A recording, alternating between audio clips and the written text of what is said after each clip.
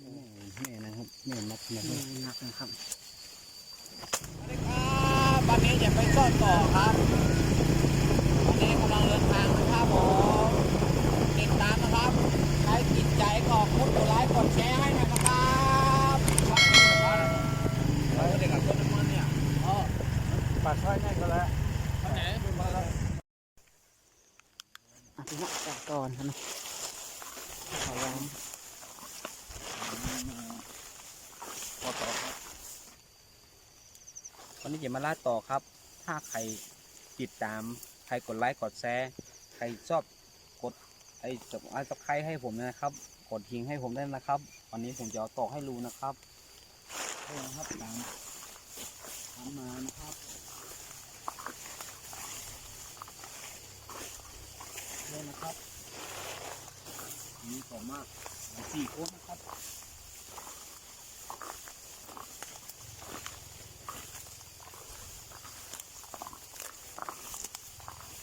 ฝนมันตกนะ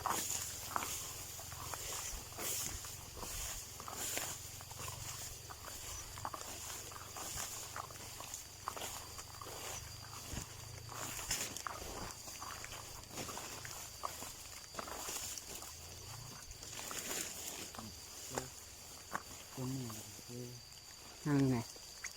เดี๋ยวเนี่ยหูมัน อ๋อห่างต่อนะ เนี่ยทางต่อ มาขอใกล้ ต่อครับ ๆนี่ครับพี่น้องโอ้แม่เบลเลอร์เลยเนาะ เนี่ยออกมาปิดไฟก่อนให้เมย์เข้าก่อน ปิดไฟกันเนาะ เนี่ย โอเคครับไม่โตนะค ผ รับ มก็จะได้บางผมจะได้อย่างนี้นะครับเดี๋ยวทำมา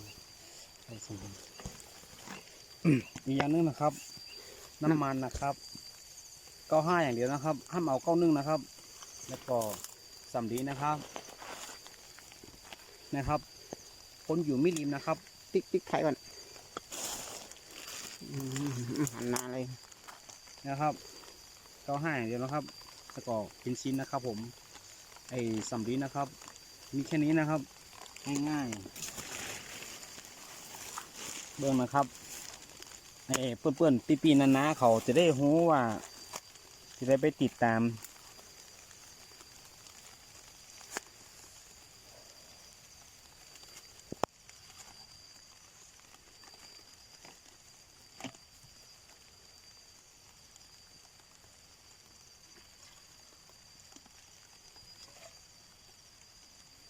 ฝนก็ตกค ติ รั ด บ พาเนี่ยพาเป็น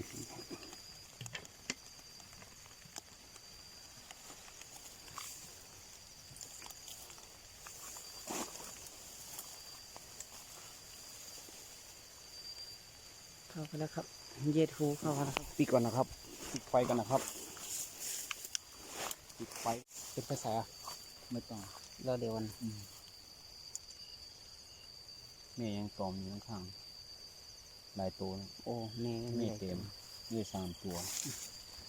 นี่มันนักเลย แม่ยังมาสล โอ้ บนะ แม่ ครับ นักเว้ยแม่มันนักเว้ยอันไหนหูปิดก่อน ปิด ปิดไฟก่อน ปิดไฟรอก่อนให้มันสลบก่อนนะครับ แต่หมดเลยโอ้มีหนึ่งน้อย หันเขาฮะ มีหนึ่ง มันไปสลบมาไปนะแม่มันยังมาสลบจน แม่ยังอยู่ครับ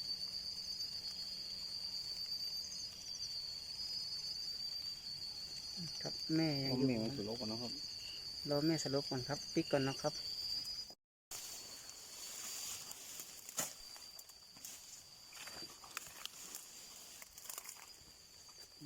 แม่นะครับแม่นักนะค แม่ รับ หนักนะครับ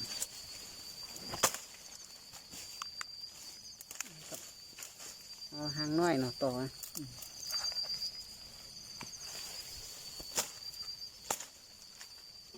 แม่สลบแล้วครับ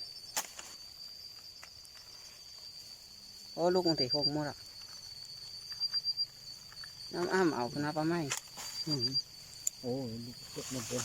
เลย ลุงตกกันนะ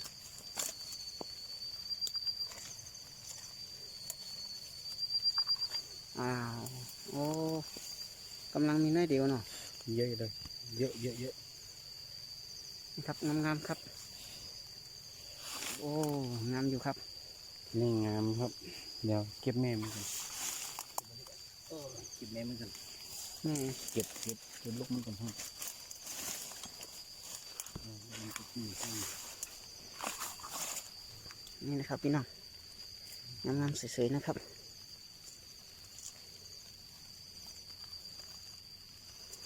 มีกี่ชั้นวันนี้ทางมันน้อยครับพี่น้องมี3 ชั้นนะครับครับโอ้ลูกโตๆเลยครับสวยขนาดเลยครับ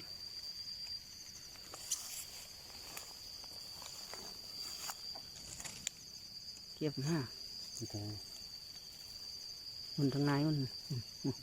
ที่ไฟใส่คาทองเนาะนั้นที่วินนนท์ส่งป่ะ นี่คุณ อ๋อมาใครวินนนท์ต่อ มันอันนี้ก็มาล่าไล่เนี่ยครับเนี่ยครับมี3 แคปครับผม3 แคปแต่แคปใหญ่นะครับ แต่เต็มนะครับ เต็มนะครับ สวยๆนะ วัน ครับ นี้เลยกินต่อนะครับผมวันนี้วันแรกนะครับผมถ้าใครติดตามใครชอบใจก็กดไลค์กดแชร์ให้นะครับใครรู้อยากวิธีว่าจะเอาโตอย่างไรก็กดไลค์กดแชร์กดติดตามให้ผมหน่อยนะครับสวัสดีครับผมไปนะครับผมครับผมมานะครับต้องข้างแย่นะครับผม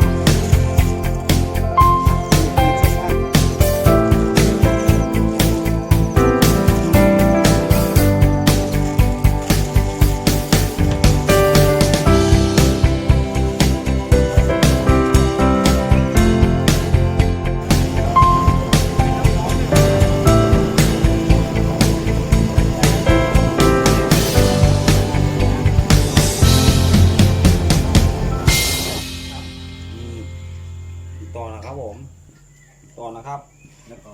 มานึ่งก่อนนะครับ นี่ครับต้มคำเดียวนะครับผมนี่ก็ใส่กระลูกนะครับแต่แม่มันติดมาแค่3-4 ตัวนะครับผมแต่มีแบบนี้นะครับแม่ติดมานะครับผมนี่นะครับ ตัวใหญ่ นี่ก็ตกกล่องนะครับผมตกนี่เป็นตัวกล่องนะครับ ๆ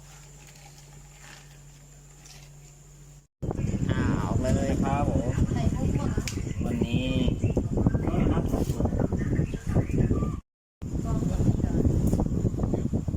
เอาไปเชียว3 ตัวลูกกินด้วยค่ะนั่งหน่อยอยู่ค่ะ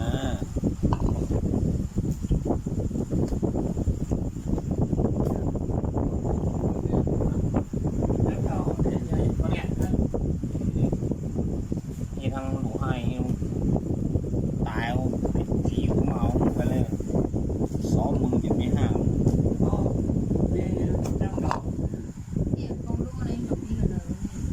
จ้า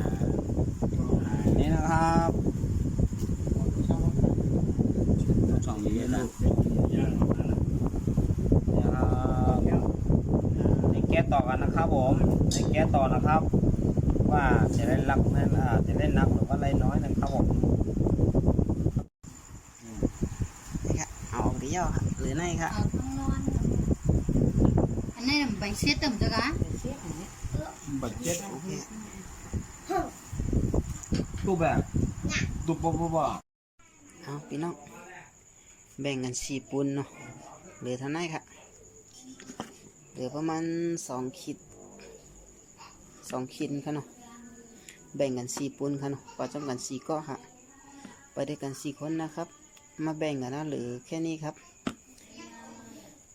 เหลือประมาณ2 ขีดนะครับครับขอบคุณที่เข้ามารับชมนะครับ ถ้าชอบคลิปแบบนี้ก็ขอกดไลค์กดแชร์กดติดตามด้วยนะครับ คลิปนี้ก็ลาไปก่อนนะครับ สวัสดีครับ